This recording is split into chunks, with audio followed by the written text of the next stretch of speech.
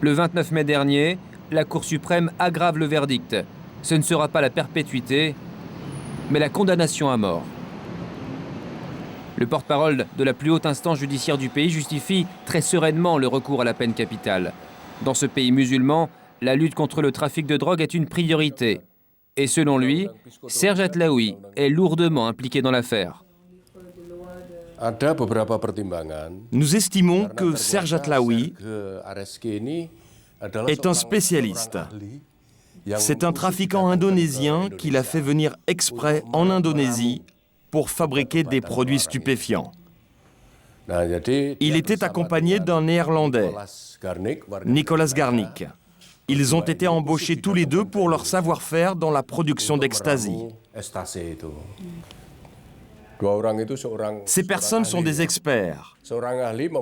Nous les avons condamnés à mort car ils risquaient de transmettre leur savoir-faire à des trafiquants indonésiens. Une condamnation à mort pour l'exemple, en quelque sorte.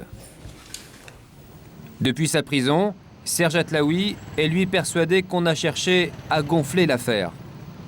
J'ai avoué ce que j'ai fait et on m'en met même beaucoup plus sur le dos. Ça, c'est insupportable. On me met que je suis un des responsables du réseau. Donc, c'est de l'absurdité, hein. C'est vraiment absurde. Je veux bien être puni pour ce que j'ai fait, mais pas pour plus. Complice malgré lui. Voilà donc la seule faute que reconnaisse le Français. Mais sa ligne de défense est-elle crédible?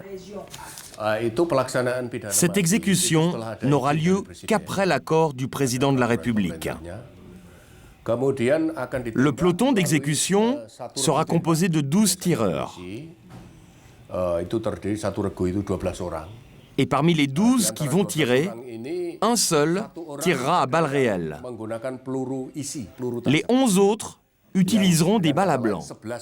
C'est juste pour que les tireurs ne sachent pas lequel d'entre eux a vraiment tué.